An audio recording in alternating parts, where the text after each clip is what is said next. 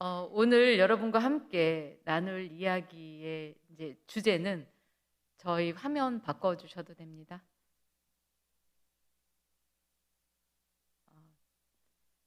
그러니까 창세기 2장 24절 말씀 목사님께서 읽어주셨는데요. 거기서는 하나님께서 처음에 결혼을 그 제도를 만드시고 첫 번 결혼을 이제 주례하셨잖아요. 그러면서 해주신 말씀인데 부모님을 떠나서 두 사람이 한 가정을 이루는 거다라는 말씀을 해주셨어요. 이 말씀이 아마 전 세계에 흩어져 있는 각 문화나 민족 그 사람들에게 자기들이 기본적으로 이해하고 있는 내용의 근거에서 아마 이런 말들을 다 적용하고 있을 것 같습니다. 한국에 있는 그리스도인들은 이 말씀을 어떻게 적용하고 있을까요? 이제 오늘 그 얘기를 좀 나눠보고자 합니다. 결혼이 부모님을 떠나서 새로운 가정을 만드는 것입니다. 여기까지는 다 괜찮으시죠? 그런데요, 우리 몸에 배어 있는 거는 결혼을 통해서 시대 또는 친정 어느 한쪽 가족이 이렇게 확장되는 걸로 자꾸 이해를 하세요. 네, 시댁 가족의 확장으로 결혼을 많이 이해를 하시는데 성경에서 말할 때는 시댁 가족의 확장이 아니고 아들은 너네 집에서 떠나오고 딸도 너네 집에서 떠나와서 이제 둘이 새로운 가정을 하나 만드는 거야 라고 알려주시는데 실제 적용은 그리스도인이니까 더 잘해야지 이렇게 하면서 시댁 가족이 확장되는데 이바지하도록 그렇게 자녀들의 결혼 또는 본인의 결혼을 그렇게 이해하실 때가 참 많은 것 같습니다. 오늘 그래서 새로운 공부를 좀 해보려고 합니다. 제가 여기 다시 배우지 않으면 습관을 따라 행동한다. 그리고 그게 사랑인 줄 안다. 이렇게 제가 좀 길게 한번 써봤습니다. 이게 무슨 말일까요? 장면 속에서 한번 여러분과 이야기를 나눠볼 건데요.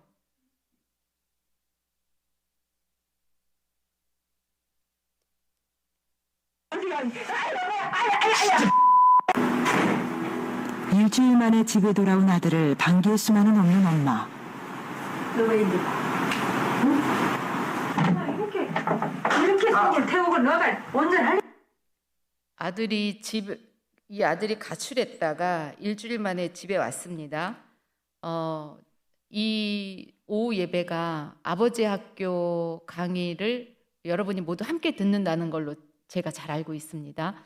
아버지에 대한 얘기뿐만 아니라 아버지, 어머니, 부모님들 또는 그냥 가족의 구성원으로서 오늘 이야기를 함께 들어봤으면 합니다. 이 엄마는 지금 제가 이제 중간에 이렇게 잘라왔는데요. 거실 벽에 성구가 떡하니 크게 걸려 있습니다. 아마 기독교 신앙을 갖고 있는 분이신 것 같아요. 아들이 일주일 동안 가출하고 집에 들어온 날, 그러니까 이 엄마가 한 주간 동안 마음이 어땠겠습니까? 엄청 걱정하고 막 전전긍긍 전화했는데 아들이 안 받고 엄마 전화 씹고 문자 보내도 응답도 안 하고 그런 시간을 한 주간 보내고 이제 아들이 떡하니 들어온 겁니다. 근데 여기까지요 시간이 13초 지났거든요. 13초 만에 엄마가 첫 번째로 한 행동은 아들 등짝을 딱 때린 겁니다. 제가 제목에 뭐라 그랬냐면요. 이게 사랑인 줄 안다 라고 얘기를 했어요. 정말 그리스도인들은 안 믿는 사람들은요. 그냥 지네 문화, 지네 민족 그냥 내용에 따라 자기들이 좋게 생각하는 그 원리나 그 전통에 따라 그렇게 자녀 가르치면 돼요. 믿는 사람은요. 아주 다르게 가르쳐야 되거든요. 믿는 사람들은요. 사는 방식이 다른 사람들이에요. 여러분이 신앙을 개념으로 이해하시거나 지식으로 이해하거나 그런 거 아니잖아요. 신앙은 그냥 생활이에요. 그냥 생활. 오늘 아침에 일어나서 어떻게 하셨는지 그게 그냥 여러분의 신앙이라고요. 이제 점심 드시고 이 자리에 어떤 마음으로 앉아 계시는지 그냥 그게 여러분의 신앙이라고요. 신앙은 그냥 일상생활이에요. 나의 신앙을 보고 싶으시면 그냥 나의 일상을 보시면 돼요. 이 엄마가 아들이 들어왔을 때 아들이 뭐 인사도 안 합니다. 엄마 집에 일주일 만에 와가지고 아들이 오니까 엄마가 아들 뒤를 따라가요. 따라가면서 엄마가 했던 첫 번째 말, 엄마가 얼마나 그동안 애끓었어요. 애끓었어도 왜 우리 그런 거 많이 배우시죠? 서로 사랑해라. 사랑은 내가 주고 싶은 거를 주는 게 사랑이 아니고요. 상대에게 필요한 것, 상대가 원하는 것을 줄 수 있을 때 그걸 사랑이라고 하거든요. 근데 이제 이 엄마는 아들이 어떨지, 아들 마음이 어떨지 이거를 처음에 보는 게 아니라 내 마음이 어떤지를 보고 이거를 표현을 하는 거예요. 내가 너 때문에 걱정했고, 내가 너 때문에 힘들었고, 내가 너 때문에 무서웠고, 내가 너 때문에 너무 어려웠다고. 그래서 그거를 아들 등짝을 딱 때리는 걸로 표현합니다. 속으로는요, 엄청난 사랑이야. 엄마는 이 정도 하지. 사랑하니까 등짝 때리는 거야. 여러분 속지 마십시오. 그런 건 없습니다. 그게 사랑이라고요? 아닙니다. 성경에서 그렇게 말씀하신다고요? 아닙니다. 이렇게 생각. 엄마, 너는 가면 그만 나간다겠다가, 토요일 나갔다가,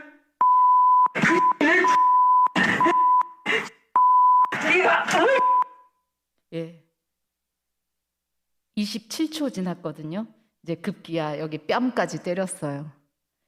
아무리 부모님이 그렇게 하신다 할지라도 뭐 예전에 연세가 많으신 분들은 뭐 예전에 그런 부모님으로부터 이런 체벌 받은 게 되게 그때는 참 자연스러웠으니까 뭐 너나 나나 막 많이 그렇게 받으셨을지도 모르겠습니다만 요즘 아이들이 엄마건 아빠건 부모님이라 할지라도 자기 뺨에 부모님의 손이 이렇게 와서 자기 뺨을 때린다라고 할 때 그 느끼는 느낌은 굉장히 다른 느낌이고요.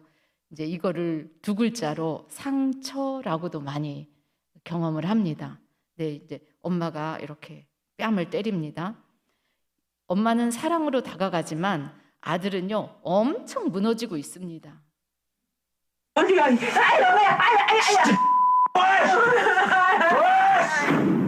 엄마를 거칠게 위협하는 아들. 아는 내가 성장이어서 하는 게 아니야. 품 안의 자식이라지만 이토록 엇나갈 줄이야. 꿈에도 몰랐습니다.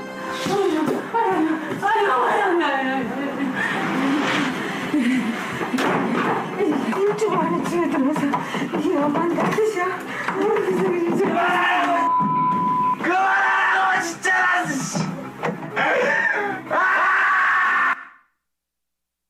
1분 3초입니다. 여기까지. 지옥을 만들어 버렸어요. 엄마가. 일주일 만에 왔는데 지옥을 만들었습니다. 이런 엄마 또는 이런 아빠에게 인터뷰하잖아요. 자신이 자식에게 지옥을 만들었다? 절대로 인정하지 않습니다. 자기는 사랑해서 그렇게 했다고 합니다. 사랑은요, 이를테면 마음속에 있는 자세, 태도이기도 하지만 어떤 프로세스거든요. 과정이라고요. 엄마가 사랑하는데 아들 등짝 때리기부터 시작해가지고 뺨 때리고 욕하고 이런 것을 통해서 사랑이 전달되지는 않습니다. 그러니까 이게 참 이상하죠. 분명히 사랑은 있는데 그게 전달되기도 하고 전달되지 않기도 한다.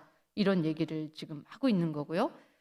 하나님이 우리에게 보여주신 사랑, 우리가 지금 주님을 쫓아가려고 엄청 애를 쓰시는데요. 하나님이 우리에게 보여주신 그 사랑의 프로세스를 보면 더 잘 알 수가 있습니다.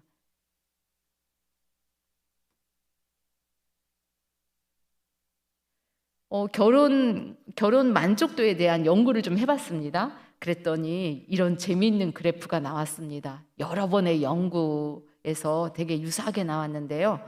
아내건 남편이건 결혼 초에 저기 왼쪽이 그때가 이제 결혼 막 했을 때고요. 오른쪽으로 갈수록 시간적으로 결혼 기간이 길어지면서 예측할 수 있는 여러 이런 사건들을 만나는 단계로 이렇게 표현을 해봤습니다.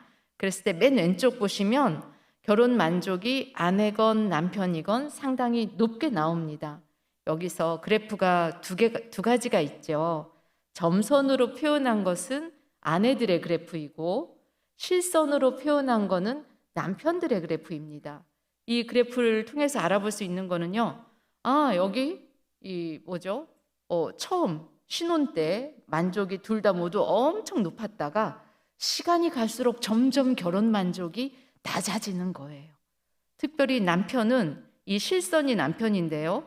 남편은 자녀가 청소년기 지나면서부터 가장 결혼에 대한 만족이 떨어진다라고 얘기를 하고요. 그럼 이때 뭐가 있냐면 외도에 대한 유혹이 가장 높아질 때이기도 합니다. 이때 아내분들은 그 기간보다는 자녀가 집을 떠나는 시간, 결혼을 하건 취업을 하건 해서 집을 떠나게 될 때 결혼 만족이 가장 낮아진다고 합니다. 점점 시간이 지날수록 결혼 만족이 떨어지는데 최저로 떨어지는 시점이 조금 달라요. 이런 연구를 하면서 결론을 내리기는 남편이 먼저 결혼 만족이 떨어질 때 사실은 옆에서 아내가 좀 도와줘야 된다, 남편을. 또 남편이 그렇게 해서 조금 결혼 만족이 떨어졌다가 다시 올라가는 순간 아내가 이렇게 뚝 떨어지거든요. 자녀가 집을 떠나는 시점. 지금 여기 보니까 연세가 좀 있으셔서 자녀 결혼이건 취업이건 해가지고 자녀들을 이렇게 집에서 떠나보내신 분들이 꽤 있으실 것 같아요. 저도 큰아이 장가를 보냈거든요. 큰아이 장가를 보냈는데 8월에 보냈습니다. 장가를. 왜냐하면 예식장 비용을 절약하느라고 얘네들이 광복절날 결혼을 하겠다고 해가지고 8월에 장가를 보냈어요. 근데 9월 중순쯤 됐는데요. 9월 중순이면 새학기가 시작되는 시점이에요. 근데 제가 갑자기 혈압이 130, 160 막 올라가고요. 심장이 후두둑거리는데 이게 무슨 일 났구나 싶더라고요. 그래서 내과에 갔어요. 제가 늘 다니는 병원에 갔더니 의사 선생님이 저한테 그러시는 거예요. 우울이십니다. 이렇게 얘기를 하더라고요. 그래서 제가 그 말을 듣고 병원을 나오면서 얼마나 웃었나 몰라요. 왜냐면 제가 상담하는 사람이니까 다른 분 우울증 때문에 고생하시는 분들 맨날 만나는 사람이거든요. 근데 정작 제 우울은 제가 못 챙겼잖아요. 그거를 모르고 넘겼잖아요. 그래서 제가 엄청 웃었는데요. 저도 모르게 이런 얘기를 하고 있었던 참이었어요. 빨래를 개면서 가만히 있어봐. 초등학교 때 수학여행만 가도 2박 3일이면 집에 오고 중고등학교 때 아무리 긴 수련회를 교회에서 갔다 와도 4박 5일이면 집에 오고 심지어 군대를 가도 2년이면 집에 와. 그런데 내 아들은 언제 집에 오지? 이렇게 혼자 생각하고 있더라니까요. 아들 장가 보내놓고 여기 그러신 분들이 앉아 계신 거예요. 바깥에서 볼 때는 권사님네 아들 이번에 결혼시켰구나. 권사님 축하해요. 이러실지 몰라도 속에서 그 권사님은요. 저랑 비슷하게 겪으셨을걸요. 이제 그년의 남편이구나. 내 아들이 아니야. 이러면서 점점 더 실감하시면서 느끼시게 되죠. 약간 최저로 떨어지는 순간이 좀 차이가 있는 것은 그때 서로 엄청 도와주셔야 된다라는 뜻입니다. 이 그래프가 그런 거를 의미합니다. 또 하나의 그래프가 있는데요. 이 그래프는요. 행복한 부부하고 불행한 부부는 어떤 식의 결혼 만족 추이를 보이는가에 대한 그래프입니다. 두 부부 모두 자녀가 집을 떠나는 시점까지 만족도가 둘 다 뚝뚝 떨어집니다. 자녀가 집을 떠나는 시점을 경계로 해서 약간 전환이 좀 다르게 일어나요. 행복한 부부는 다시 신혼 때 또는 그 이상으로 결혼 만족이 쭉 올라가고요. 불행한 부부들은 그동안 유지하고 있던 만족조차도 유지 못하는 굉장히 더 떨어지는 이런 그래프를 보입니다. 그리고 또 하나 이 그래프에서 봐야 되는 것이 시작점이 다르다라고 하는 거예요. 시작이 달라요. 불행한 부부의 시작점과 만족이 별로 없는데 데이트하다가 그냥 결혼 관계로 들어간다고요. 별로 만족스럽지 않은데. 그리고 행복한 커플들은요. 그 정도에서는 결혼을 결정하지 않습니다.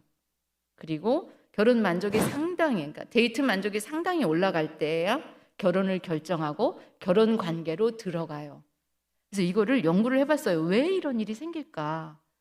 그랬더니요, 불행한 부부, 시작이 굉장히 다른, 굉장히 낮은 만족임에도 불구하고 결혼 관계로 들어가려고 결정하는 이런 부부들은 이들이 갖고 있는 판단의 근거가 있었어요. 이제 오늘 주제가 그거거든요.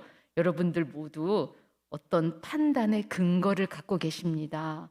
이 얘기를 할 건데요. 이 불행한 부부들이 갖고 있는 판단의 근거가 우리 엄마 아버지 보니까 다 그게 그거더라. 결혼이 별거 없더라. 그냥 다 그냥 그렇게 사는 거야. 너랑 나랑 데이트할 때 엄청 싸웠지? 그냥 다 싸우면서 살던데? 그러니까 우리도 그냥 이렇게 해서 그냥 결혼하자. 게다가요, 이런 커플들은 결혼하면서 아주 비현실적인 상상도 해요. 결혼하면 달라질 거야. 그런 거 없죠. 결혼을 다 하셔서 긴 시간 여기까지 오셨는데요. 네, 근데 이 불행한 커플들은 그런 상상을 가지고 결혼 관계로 들어갑니다. 근데 그게 잘 이루어지지 않는 것이죠. 그래서 이러한 연구 결과가 나오니까 이제 알겠다. 처음에 데이트할 때 이 정도 만족한 것 가지고는 결혼을 결정하지 못하게 도와줘야겠다. 그래서 교회에서 진행하는 결혼 예비학교 이런 프로그램은 결혼 준비를 잘 할 수 있게 도와주는 아주 주된 목적 하나, 그리고 또 하나의 목적은 현찮으면 그냥 그만 잘 예쁘게 헤어질 수 있게 도와주는 거. 만족이 높지 않은데 결혼 관계로 들어가지 않도록 하는 거. 이게 이 그래프가 해주는 얘기입니다. 왜 이런 일이 생길까요? 여러분, 이 사진인데요. 화질은 엄청 안 좋습니다. 사진인데 이 사진이 뭘 찍은 것 같은가요? 어떤 분은 아시네요. 그리고 잘 모르시겠죠. 저는 처음에 봤을 때 무슨 인공위성으로 어디 지구에 어디를 찍은 건가 이렇게 생각을 했었습니다.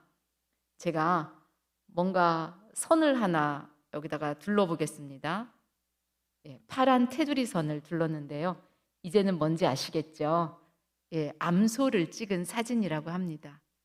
파란 테두리 선 하나를 딱 그어 놓으니까 어디에는 주의를 기울이고 어떤 정보는 딱 배제시켜라 라고 하는 게 파란 테두리 선이 해주는 역할인데요. 그런 거 하나 딱 생기니까 암소라는 게 되게 분명해지죠. 여러분이 이제 이 파란 테두리 선을 보셨기 때문에 아까 이 사진은 딱 보고 이제 아시겠죠? 이게 뭐에 대한 사진인지. 여러분의 하나님께서 너 부모님을 떠나고 너하고 너 아내하고 둘이 새로운 가정을 여는 거야 라고 말씀하실 때 네 부모를 떠나 라고 하는 게 너가 부모님 밑에서 살면서 갖게 되었던 이 파란 테두리 선이 있을 거야. 엄마 아버지가 맨날 싸워요. 돈 가지고. 그러면 내가 아직 결혼 전인데 돈이라는 파란 테두리 선을 갖게 돼요. 그러면 그 다음에 나의 결혼 생활에 들어갈 때는 이거를 내가 판단 근거로 삼아요. 그래서 죽을 힘을 다해서 돈을 법니다. 정말 훌륭하죠. 제 남편이 그런 분이었다면 저는 정말 존경했을 것 같아요. 죽을 힘을 다해서 돈을 버는 분이라면. 이분은 생존, 돈 이꼴 생존 이러면서 내 가족의 생존을 위해서 죽을 힘을 다해서 돈을 벌 겁니다. 그런데 아내는 조금 다른 파란 테두리 선을 가지고 있다면, 아내는요, 좀 다른 걸 가지고 있다면 둘이 만족스럽게 결혼 생활하기는 굉장히 어렵겠죠. 아내는 계속 기다릴 겁니다. 언제쯤 되어야 하루라도 쉬고 나와 아이들과 놀아줄까? 언제쯤 되어야 남편이 잠깐 일을 멈추고 우리 여행 가자, 추억을 쌓자, 이런 걸 해줄까? 언제쯤 돼야 교회에서 소풍 갈 때 좀 편하게 소풍 좀 갔다 올 수 있을까? 10년, 20년 기다려도 남편은 못합니다. 왜요? 돈이 엄청 중요하거든요. 그런 파란 테두리 선 가지고 내가 결혼관계로 싹 들어갔거든요. 중년쯤 되면 이제 아내분들도 좀 얘기가 달라지죠. 그래서 이제 남편분에게 불평을 털어놓습니다. 남편분은 이해 못 하시죠. 야, 너 네가 지금 뱃속 편해서 나한테 그러는 거지. 예, 제가 이렇게 말씀하는 것 되게 반말하는 것 같아서 죄송한데요. 리얼한 이런 분위기를 좀 살리려고 하는 것입니다. 너 지금 뱃속 편해서 나한테 이러는 거지. 너랑 네 자식이랑 내 자식도 아니에요. 또 그 순간에는 그러면서 막 뭐라고 비난하는데요.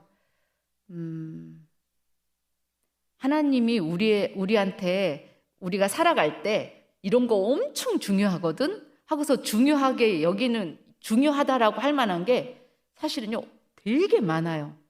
그냥 제가 가만히 서가지고 얘기할 수 있는 것도 한 31개는 되는 것 같아요. 아이스크림 종류만큼 많아요. 근데 그 중에 딱 하나 돈 붙잡고 이거 붙잡고 내가 인생을 다 바쳤는데 왜 너는 만족 못하니? 이렇게 하시는 그런 분들도 되게 많단 말이에요. 이 파란 테두리선이 어떤 역할을 하는지 한번 볼까요? 파란 테두리선은 끈질기게 여러분의 생활에 쫓아다닐 건데요. 오늘 성경 말씀은 잠깐만 너 그거 내려놔. 너 이제 네 아내랑 한 가정을 꾸릴 거야. 그러면 네가 돈돈 하는 것만큼 아내가 중요해 라고 하는 게 있을 거야. 그러면 둘이 같이 의논해. 그래가지고 둘이 같이 더 좋은 가치를 세워가지고 주님을 잘 믿고 사는 거야. 그게 결혼의 원리고 바탕이야. 그거를 네 부모를 떠나라고 얘기를 하시는 거예요. 못 떠나면 어떤 일이 생길까요? 이거는요 인간한테 엄청 많아요. 못 떠나서 생기는 일.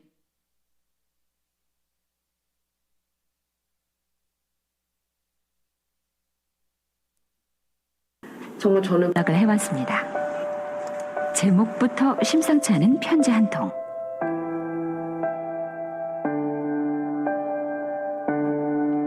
참아도 별 변화가 없고 그냥 얘는 변하기 좀 힘든 건가? 아니면 지금 이런 거 하는 거 자체가 좀 그냥 아닌 건가? 별 의미 없는 건가? 막 이런 생각도 들고 엄마를 괴롭히는 것은 변하지 않는 필립의 태도.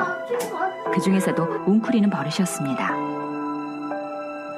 기분이 상한 엄마하고 자녀 관계에 대한 영상입니다만 그냥 여러분 일반화시키면서 보셔도 돼요. 아내와 남편, 또 남편과 자녀, 아빠와 자녀 사이로도 여러분 일반화시킬 수 있습니다.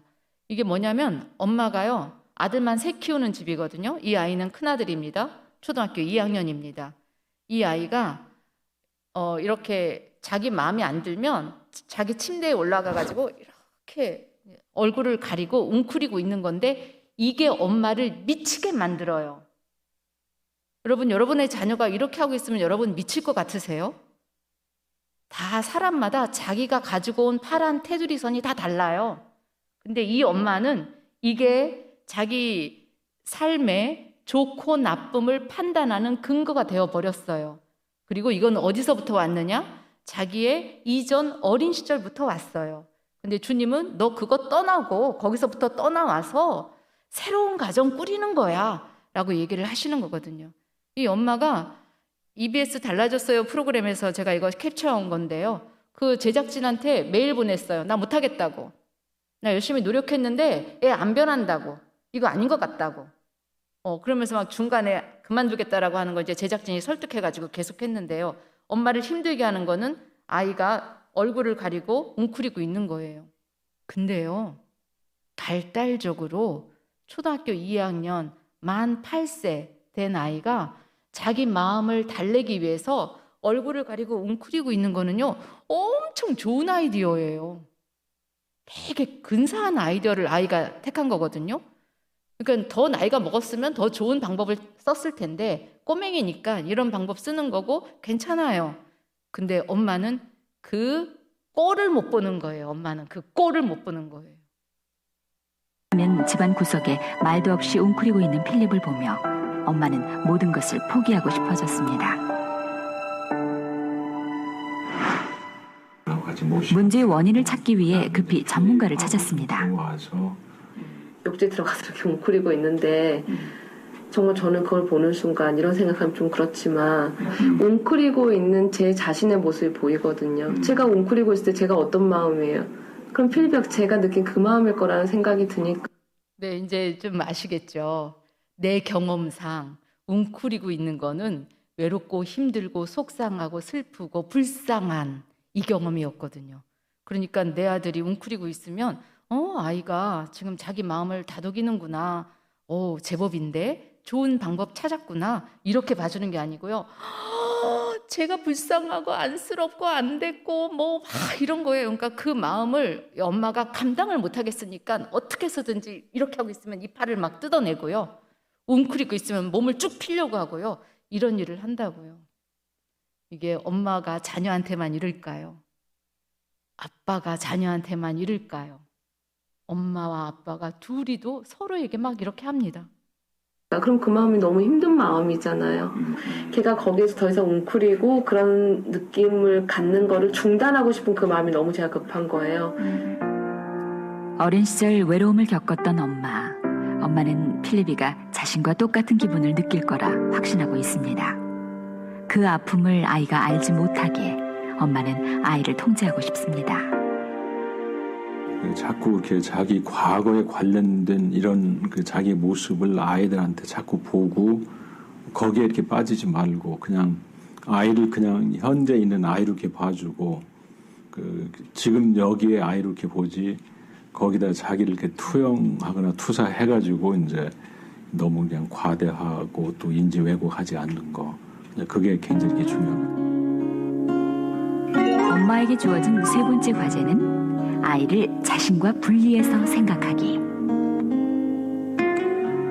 별다른 보살핌 없이 홀로 지내야 했던 어린 시절의 억울함과 외로움이 가슴에 남아 엄마는 아이를 있는 그대로 받아들이지 못했습니다. 이제 엄마가 과거를 떨쳐내고 아이를 아이로 보기 위해 첫걸음을 옮기려 합니다. 너무 진짜 힘들고 속상하고 억울하고 불안하지. 너가 참 서글프게 큰 것 같아서 마음이 아프긴 한데 나한테 너무 큰 일이 남아있어서 나한테 아이들이 있어서 그래서 이제 어린 시절을 떠올려도 너무 서글프고 아무도 나랑 안 있어줬고 이런 것 때문에 원망하고 그러지 않고 그런데도 난 이렇게 씩씩하게 잘 컸다라고 오히려 나를 칭찬해준 데만 너를 기억을 할 거야. 과거의 나를 씩씩하게 떠나보내고 엄마는 한참을 울었습니다. 긴 울음 끝에 엄마는 내 안의 아이가 아닌 눈앞에 진짜 아이를 만날 수 있을 겁니다. 네, 엄마 자녀 사이만 이러지 않고요. 아빠 자녀 사이만 이렇게 되지 않고요. 엄마하고 아빠 부부 사이도 이런 게 있습니다.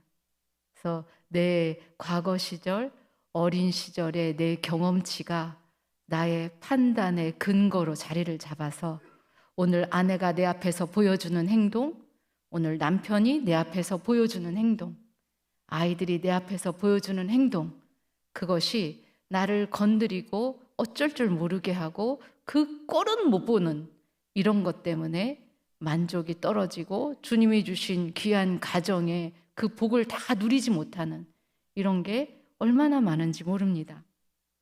그런 거를 오늘 이야기를 나누면서 여기서부터 우리는 좀 더 성장해야 된다라는 말씀을 드리고 싶습니다. 이런 그림은 많이 보셨죠? 가운데 있는 주황색 원은요, 왼쪽이건 오른쪽이건 크기가 정확하게 동일합니다. 그런데 그 배경을 둘러싸고 있는 파란색 원의 사이즈가 어떠냐에 따라서 여러분 보시기에 가운데 있는 주황색 원의 크기가 달라 보이지 않으신가요? 네. 오른쪽 주황색이 훨씬 더 커 보이지 않으세요? 이것 가지고 또 엄청 싸워요. 오른쪽이 크잖아. 왼쪽이 커. 이러면서 똑같은 거야. 눈이 뼈니? 똑같니? 막 이러면서 엄청 싸웁니다. 이게 뭔 얘기냐면요. 주황색이 현재의 상황이라면 이 파란색은 과거의 배경에 이렇게 대응되는 이러한 모습이라고 이해할 수 있는데요. 과거 나의 배경이 어떠냐에 따라서 현재가 다르게 경험이 되는 그 과정을 이 그림을 통해서도 우리가 잠깐 살펴볼 수가 있습니다. 여러분, 이런 것도 좀 보셨을 것 같아요. 가로 방향으로 우리의 경험치는 가운데 있는 빨간색 글씨와 참 유사하다라고 얘기를 해요. 경험치는 아들이 일주일 동안 가출했다가 이제 막 들어왔어요. 오케이, 그거를 어떤 문맥으로 보느냐에 따라 해석은 달라져요.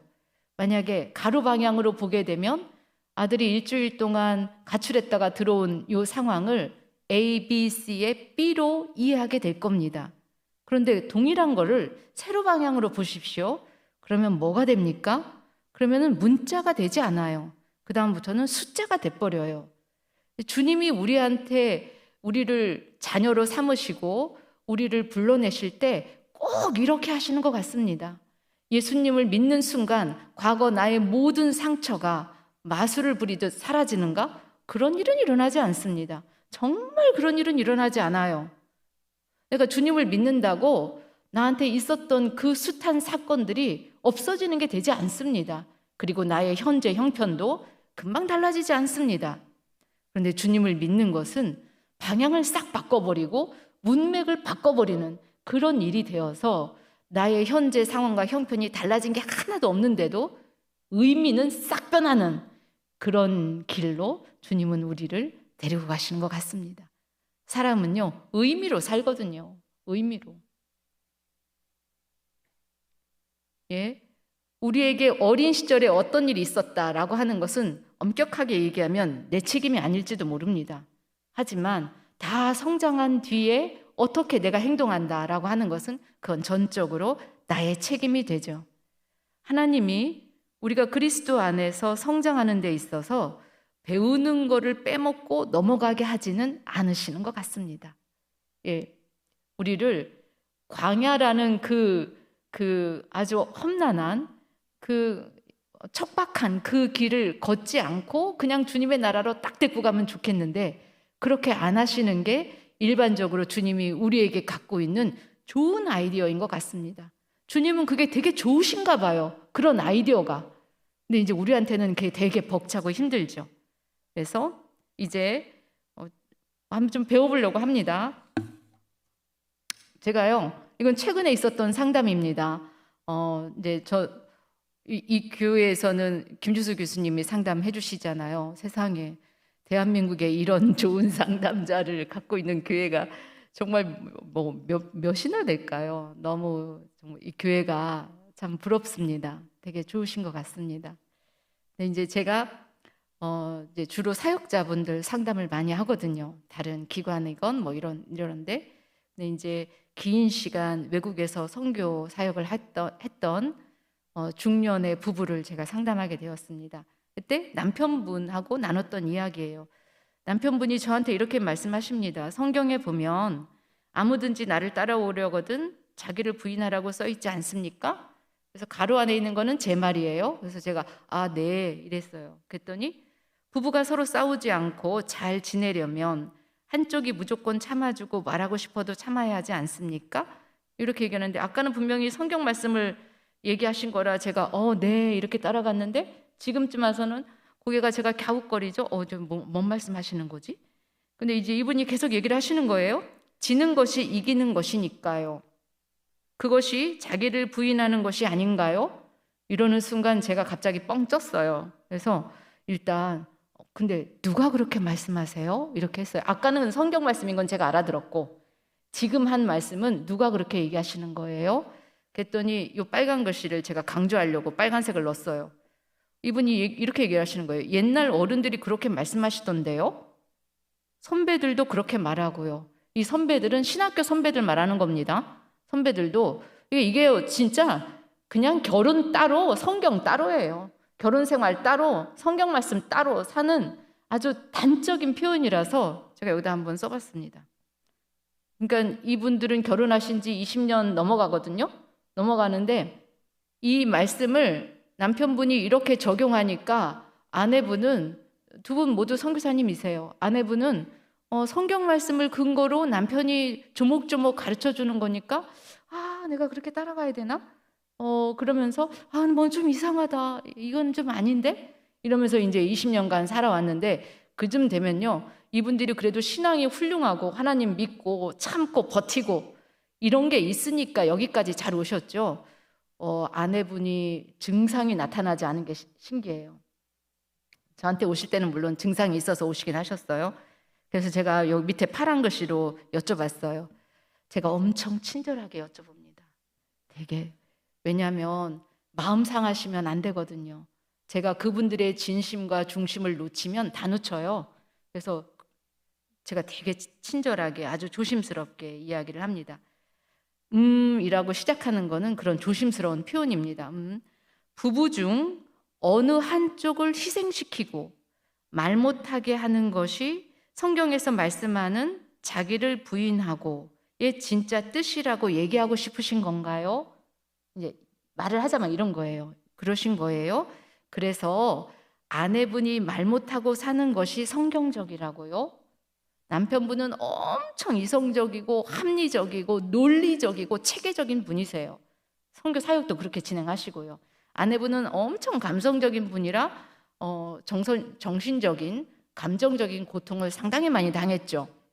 근데 이제 이분이 이렇게 얘기하셔서 제가 이렇게 되게 좀 반박하고 직면하는 이런 말씀을 좀 드린 거죠. 예, 물론 속에서는요. 그래? 그러면 너가 아내한테 지는 것도 있니? 이렇게도 제가 질문하고 싶은 거죠. 지는 게 이기는 거라며. 오케이. 그러면 너도 아내한테 지면서 의미로 이기는 그런 삶을 너도 사니? 이런 말을 제가 정말 하고 싶은데 그렇게 하면 큰일 나요. 그리고 제가 그냥 기술로 뿐만 아니라 진심으로 그렇게 마음 가지면 안 돼요. 그러니까 제 마음이 갈리죠. 그럴 때는 한쪽은 이렇게 고발하고 싶고 한쪽은 저분의 인생을 존중하고 따라가려야 되니까 마음이 제가 좀 갈립니다. 근데 이렇게 했어요. 이 말을 딱 듣고 그 남편 선교사님이 머리를 한 대 꽉 맞았어요. 그게 아닌가요? 그럼 뭔가요? 자, 제가 왜 이거를 등장시켰냐면요. 지금 이 순간 위에는 뭘로 시작했어요? 성경 말씀으로. 밑에는 뭐예요? 나 배운 걸로. 이렇게 산다고요. 여러분의 신앙생활은 어떠세요? 여러분의 신앙을 가정에 가지고 왔을 때 하나님의 말씀을 어떻게 적용하고 계시나요? 여러분은. 내가 옛날에 배운 대로 그게 나의 판단 근거가 되어가지고 나의 삶의 파란 테두리선이 되어서 내가 옛날에 배운 식으로 그렇게 하고 있지 않으세요? 내가 옛날에? 가치는, 중요한 가치는 굉장히 여러 가지인데 그 중에 내가 배운 거 딱 하나. 돈 외에는 다 쳐내고 아내와 시간 보내고 자녀 따라다니면서 애들 운동하는 거 따라다니고 시간 내서 그런 거 하냐고요. 몸 주는 것이 얼마나 귀한 것인지 돈 버는 것만큼이나 내 몸으로 함께 있어주는 게 얼마나 귀한 것인지 그런 거 다 조목조목 다 챙겨가면서 신앙생활 진짜 잘하고 계시는지 아니면 옛날에 내가 배운 거 내가 경험한 거 거기에만 근거해서 이것들이 따박따박 돈 벌어다 주니까 아주 배부른 소리하고 앉았지? 믿는 분들도 이런 식으로 말씀하시는 분 정말 많으세요. 정말 많으세요. 그렇게 하고 있지는 않은가 한번 돌아보자는 거예요. 주님은 이거 다 놓고 와라. 다 놓고 와. 니네 부모님한테는 그게 중요했어. 근데 삶을 살아갈 때 가정을 이루고 부부가 즐겁고 부모 자녀가 사랑을 주고받고 나누고 살 때는 너네 부모님이 중요하게 여겼던 거 그거 하나만 가지고는 못 살아. 굉장히 많은 것이 있어야 돼. 그리고 그런 거 볼 줄 알아야 돼. 근데 마침 너의 아내가 새로운 너네 가정하고는 다른 가정 출신이잖아. 너네 아내가. 그러니까 그 아내와 함께 둘이 머리 맞대고 우리 가정은 어떻게 살면 좋을지 우리 가정은 뭐를 중요하게 여길지 둘이 같이 머리 맞대고 새로운 가정을 이끌어가는 거야. 이거 우리한테 전달해 주시는데 한국의 그리스도인들은요. 결혼할 때쯤 되잖아요. 갑자기 장로님 권사님 가정인데 며느리 딱 들어오면 우리 집이 넓어지는 줄 안다고요. 아니에요. 장로님, 권사님 가정이 축소되시는 거예요. 아들 뚝 떼가지고 이제 두 사람의 가정으로 보내주시는 거예요.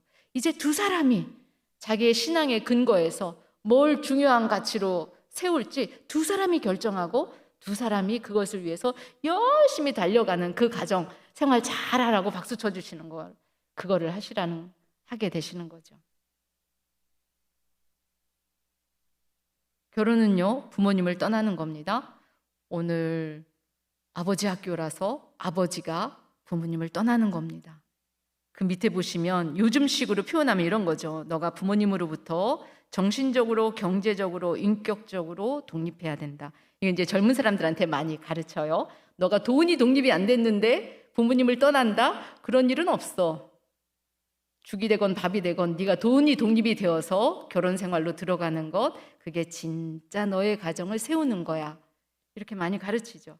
오직 배우자 한 사람에게만 모든 마음을 쏟는다. 제가 배운 여자니까 제 아들을 얼마나 잘 가르쳤겠습니까? 처음부터 이러진 않았고요. 제 아들을 참 잘 가르쳤거든요. 그랬더니요, 진짜요, 그년의 남편이 되어 있어요. 저희 아들은. 제 아들이 아니에요. 제 아들이 아니에요. 한편으로는 제 또 마음이 또 갈립니다. 한편으로는 너무 감사하고요. 그래도 부족하지만 잘 배웠다. 부족한 중에. 또 한편으로는 이렇게 마음이 차가워지고 이렇게 마음이 이렇게 허전해지고 이렇게 되는 거구나. 우리 부모님도 그런 거 많이 느끼셨겠다. 이런 생각이 듭니다. 오직 배우자 한 사람에게만 모든 마음을 쏟는다. 네, 연구를 해봤습니다. 한국의 젊은이들, 청년들이 어떤지, 결혼과 관련된 의식이 어떤지 연구를 해봤더니요, 특별히 남자 청년들은 결혼을 하게 되면 갑자기 효자가 된다라는 걸 알았어요. 자기 부모님한테 잘해드리고 싶은 거예요. 그게 잘못인가요? 아닙니다. 좋은 거죠. 뭐가 문제인가요? 지가 안 하고요, 자기 아내가 될 여자한테 그걸 시킨다는 게 문제가 되는 거죠. 그래서 이제 학교에서는 학생들한테, 저희 학교가 신학교잖아요. 학교에서는 학생들한테 똑바로 가르쳐요. 그러지 마라. 너 네가 해라. 네 부모님한테 네가 먼저 효도해. 네는 효도 안 하면서 네 아내 될 사람한테 가서 효도하라고? 그런 거 하지 마라. 이렇게 가르칩니다. 너 먼저 똑바로 효도하라고. 그렇게 가르칩니다. 결혼은 어느 한 가족의 확장이 아니라 전혀 새로운 가정의 탄생이기 때문입니다. 예, 부모님을 떠난다는 이런 내용, 제가 황 전도사님께 교재를 드렸습니다. 필요하시면 다 가져가셔도 됩니다. 부모님 역시 보내줘야 자녀가 떠납니다. 그러지 않으면요, 정서적으로 불구자를 만들어 버리세요. 며느리, 걔 애가 왜 그러니? 이런 말씀 한마디 하시잖아요. 아들 부부 그날 곱게 못 잡니다. 야, 네 남편은 왜 그러니? 애가 이렇게 하면 딸 부부 그날 곱게 못 잡니다. 정말 이렇게 하고 싶으세요? 이렇게 가정을 꾸리게 해주고 싶으세요? 제가 이제 사진을 찾다 보니까 이렇게 하는데요. 결혼시킬 때 양가 어른이 맞절하잖아요. 그러면서 어떤 목사님 예배 때 보니까요, 선서를 시키시더라고요. 여기 앞에 나와가지고 양가 어머니가 선서. 목사님이 선창하면 따라 하시는 겁니다. 뭐냐면 절대 자녀의 결혼에 끼어들지 않겠다. 절대로 간섭하지 않겠다. 하나님 앞과 여러 증인들 앞에서 선서합니다. 이거를 시키시더라고요. 정말 저 목사님 되게 이렇게 간파를 하셨다라고 생각을 했습니다. 부모님도 떠나보내야 자녀들이 자기 신앙의 근거에서 잘 살아갈 수가 있겠죠. 관계의 자동 방식, 우리를 짓누르는 것은 삶 자체가 아니라 우리가 삶을 살아가는 방식이다.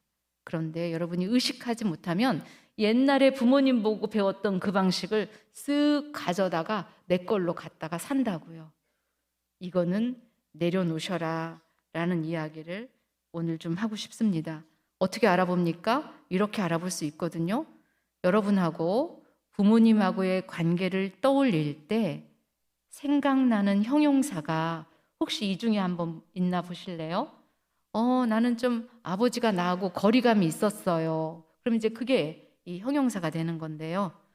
한번 이제 아버지 학교 하시는 분들은 이런 거 한번 해보셔라 라고 제가 좀 질문도 드립니다. 나의 부모님하고의 관계가 어떤지, 되게 좋은 거였는지, 아니면 긴장되고 좀 어려운 그런 관계였는지, 이런 거를 검토해 보면 내가 의식하지 못한 채로 가정생활을 꾸려왔을 때 나와 아들과의 관계가 거기서부터 크게 다르게 되지 않았다라는 거를 아실 수가 있게 됩니다. 그래서 여러분의 어린 시절이 어땠는지에 대해서 한번 이렇게 보시도록 요 표를 좀 적어놨습니다. 어린 시절 경험의 지속적인 영향력, 가족 경험이 상당히 대물림되는 이런 경우가 있습니다. 무조건 그렇다 이렇게 얘기할 수는 없어요. 인간 경험치가 그러지는 않습니다. 근데 굉장히 많은 경우 내 예전 경험을 가지고 오늘 나의 가정생활에 그거를 적용하면서 살 때 그게 성경 말씀을 그대로 따라가려고 하는 생활에 상당히 방해가 됩니다. 그런 거를 좀 알아보려고 하는 건데요. 현재의 자극은, 이건 현재 일어나는 일을 말하는 거예요. 이것은 과거 경험의 빛 아래에서 해석이 됩니다. 실제로 영상 한번 보고 이해를 해보도록 하겠습니다. 를 통해 아내의 가장 아픈 기억이 드러납니다. 이것도 이제 엄마한테 들은 얘기인데, 뭐 글씨 이제 손자 깨쳐가지고 아빠 이제 술 드시기 시작하면서 엄마 집 나가고, 그때가 한 초등학교, 중학교 때쯤 됐던 것 같은데, 그때가 또 중학교 때야, 중학교 때. 좀 힘들었고, 엄마가 집 나갔을 때 그렇게 힘든 것보다는 그냥 저녁 때 늘 엄마를 버스 정류장에서 기다렸던 생각이 나. 엄마를 생각하면 그 보험 가방이 생각이 나고. 그래가지고 제대로 뭐 이렇게 특별하게 그렇게 하지도 않지만 항상 그렇게 집에 제가 부재중인 게 항상 미안해요. 생계를 책임졌던 엄마. 올 수 없다는 걸 알기에 딸은 감정을 표현할 수 없었습니다. 그것 때문에 이전에 이해할 수 없었던 어머님의 상황에 대해서도 또 달라 보이지 않나요? 어떤 상황이? 엄마가 그렇게 했기 때문에 저는 그렇게 절대로 안 할 거라고 항상 그 생각. EBS 달라졌어요 프로그램에서 제가 이렇게 젊은 부부가 갈등 중에 있는 그런 주제를 다뤘는데요. 짧게 캡처를 해왔습니다. 이 젊은 여성분이 이제 자기 남편하고 결혼 생활 4년, 5년 됐는데 되게 힘들게 하고 있어요. 그래서 이제 친정 어머니와 함께 이렇게 상담해 왔습니다. 네, 이 여성분이 뭐라고 얘기하냐면 이렇게 얘기를 합니다. 자기 어렸을 때 경험을 얘기를 하는 거죠. 엄마가 아버지께서 이렇게 직장 노시고 늘 술만 마시고 이렇게 하셨기 때문에 이제 엄마가 재정적인 거를 책임졌어야 되는 거예요. 그래서 엄마가 보험 일을 하셨는데 엄마가 그렇게 집을 비우셨기 때문에 이런 자기 과거 경험이죠. 이제 주님은 그거 너 이렇게 놓고 너는 거기서부터 떠나와서 너의 새로운 가정을 꾸리는 거야. 이렇게 말씀하시는데 이분은 안 떠나오는 거예요. 이렇게 했기 때문에 나는 그걸 어떻게 할 수 있느냐? 이런 단어를 써요. 절대로. 여러분 마음속에도 이 단어 다 있으실걸요?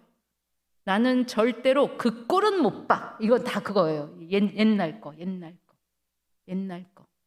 나는 절대로 그 꼴은 못 봐. 이런 거. 이런 말로 표현되는 것들은 옛날 내가 찌꺼기를 다 그걸 떠나 보내고 내 아내와 둘이 합해서 새로운 가정을 만들어야 되는데 내가 그렇게 못하고 있다라는 뜻이에요. 옛날 찌꺼기 그대로 가지고 와서 이 가정에 확 쏟아 놓으시는 거죠. 여러분 진짜 확 쏟았어요. 생각을 하거든요. 네, 남편이 뭐 돈을 벌어오건 말건. 이런 표현이요. 뭐뭐 하건 말건. 이런 표현으로, 이런 단어로 표현되는 것들은 다 옛날의 찌꺼기들이에요. 그냥 저는 애들 옆에 늘 있고 싶어요.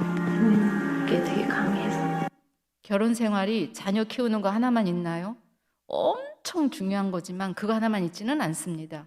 이 부인이 남편하고 갈등을 맺는 거는요, 자녀한테 올인을 하고 있는데, 그러다 보니까 남편하고 연말에 부부 동반 모임으로 나가는데 이 부인은 한 번도 나간 적 없어요. 왜요? 아까 있었잖아요. 단어 절대로 뭐뭐 하건 말건 요 단어가 딱 들어가 있으니까 아이들을 두고 남편과 함께 연말에 부부 동반 모임 간다? 이런 거 안 하는 거예요.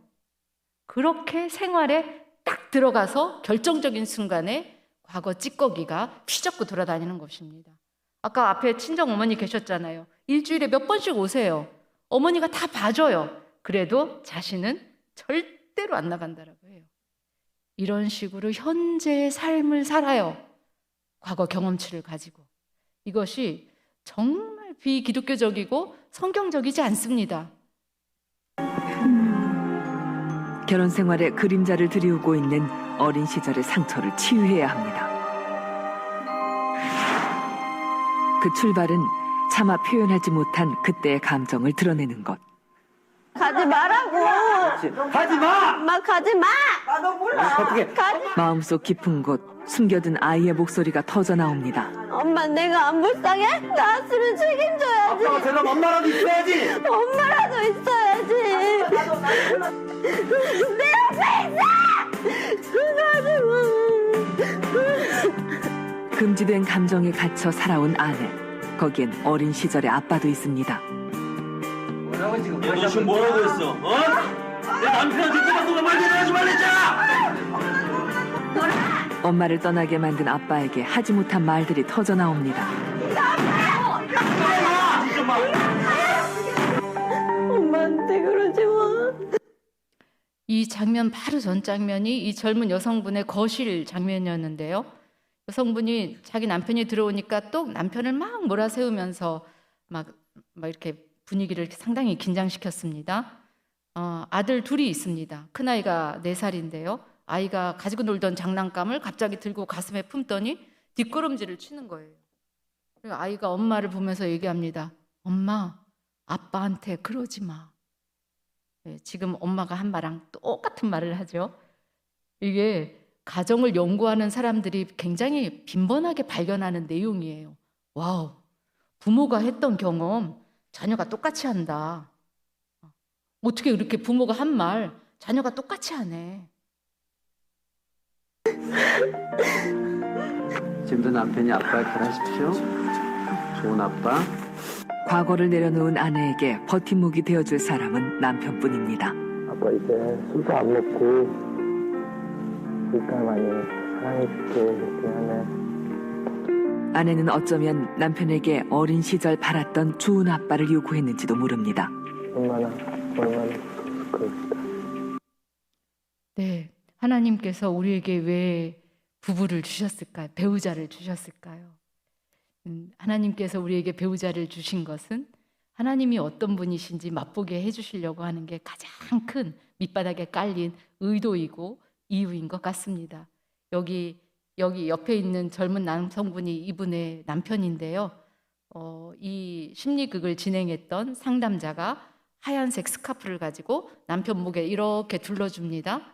그럼 또 남편은 이렇게 와가지고 그걸 이렇게 또 둘러요. 그 하얀색 스카프가 뭐라고? 이걸 이렇게 두르면 와가지고 아내를 따뜻하게 안아줍니다. 마치 심리극 그 상담자가 주문을 했거든요. 아빠처럼, 좋은 아빠처럼 한번 얘기를 해주시라고. 그랬더니 남편분이 아내를 푹 안고 얘기합니다. 얼마나 힘들었을까. 아빠가 이제 술 안 마시고 많이 사랑해 줄게. 이렇게 이야기를 합니다. 하나님이 인간을 만드실 때 우리의 뇌는요, 이게 되게 신기하죠. 하나님이 우리의 뇌를 어떻게 만드셨냐면 이게 현실인지 비현실인지, 이게 과거인지 현재인지 뇌는 약간 구분을 못해요. 또는 별로 관심이 없는 것 같아요. 그리고 진짜 관심은 내가 듣고 싶었는데 그 말 들리는가 안 들리는가, 여기에 진짜 관심이 있는 것 같아요. 뇌가 하는 그 기능과 활동의 거의 전부는 관계를 쫓아가는 일이라고 뇌과학자들이 설명을 합니다. 예? 거기에 시점은 관심이 없어요. 그게 과거건 현재건 이게 이게 상담 장면이건 아니면 현실이건 관계없습니다. 내가 진짜 듣고 싶었던 그 말을 중요한 사람, 그 사람이 나한테 해주면 그러면 내 마음은 쫙 풀리게. 그렇게 우리의 뇌를 만들어 놓으셨다라고 이야기를 합니다. 이거 하라고 부부를 주신 거라고요. 이거 하라고. 이거를 근데 그토록 방해하는 것 중에 하나가 과거 옛날 경험. 우리 엄마 아버지 보니까 다 그렇게 지지고 볶고 싸우고 그렇게 살더라. 별거 없어. 그렇게 사는 거야. 그게 인생이야. 천만에요. 그러지 않습니다. 그러지 않아요. 우리가 비록 죄된 이 세상에서 여전히 살아가지만 믿는 사람들의 가정은 그러지 않아요. 그러지 않을 수 있고요. 그러지 않아요. 훨씬 따뜻하고 행복하고 더 예쁜 말 해주실 수 있어요. 당신 오늘 힘들었지. 여보 진짜 너무 고마워. 예, 이런 말 해주실 수 있는 가정이라고요. 그리스도인의 가정은. 아내로, 엄마로 성장해야 합니다. 다음 날 전문가가 부부를 만났습니다. 이 모든 게 내 잘못이었구나 그런 생각이 되게 힘들게 했어요. 우리의 문제가 나 때문에 그랬던 거구나. 그런 느낌이 와요. 네, 이제 제정신 차렸죠. 이 아내분이 과거 경험의 아픈 이것들을 조금 내려놓으니까 이제 현재가 제대로 보이기 시작하는 거예요. 내가 남편을 너무 몰아세웠구나. 내가 남편한테 못할 짓 했구나. 남편이 엄청 가정적인 분인데 이 아내분이 만족을 잘 못했어요. 그래서 늘 따지고 짜증내고 막 비난하고 막 이렇게 했는데 이 모든 게 다 내 잘못이구나라는 거를 아내분이 이제 알게 된 거예요.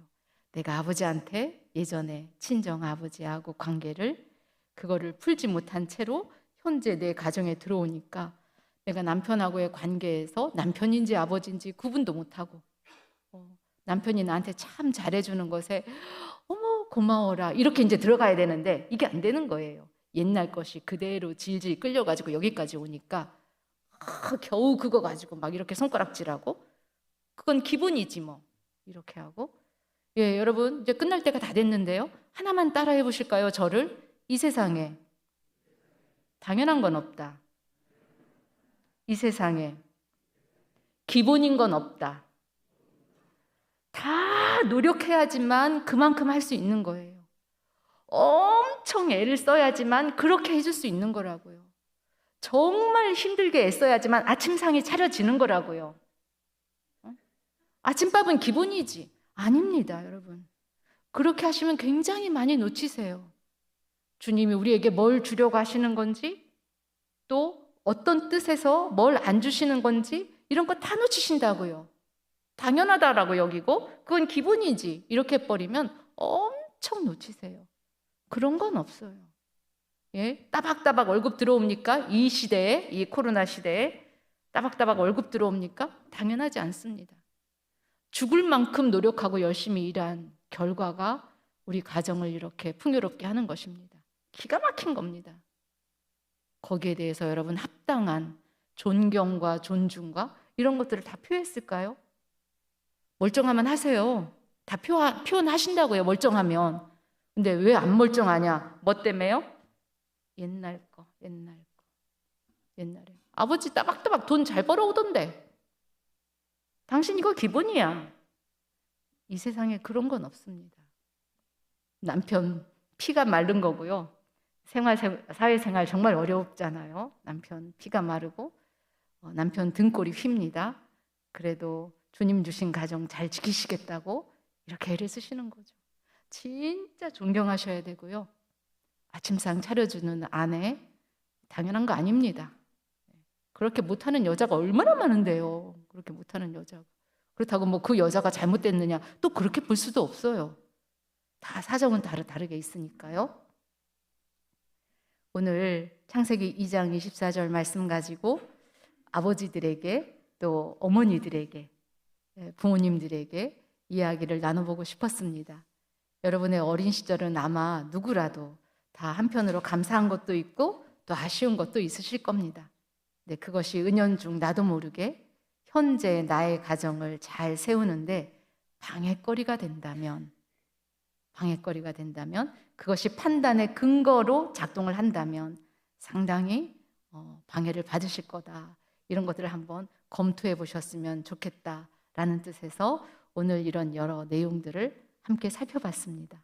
뭐가 우리의 판단의 근거가 돼야 될까요? 딱 하나 성경 말씀이죠. 다만 그 말씀을 어떻게 적용하는가라고 하는 것에 있어서는 가정을 꾸리셨으면 부부가 가장 먼저입니다. 부부가 의논하셔야 되고요. 부부가 머리를 맞대셔야 되고요. 최선을 다해서 그 말씀을 우리 가정에 또 교회에 이웃에게 적용하면서 사시는 그런 여러분들 되셨으면 합니다. 감사합니다.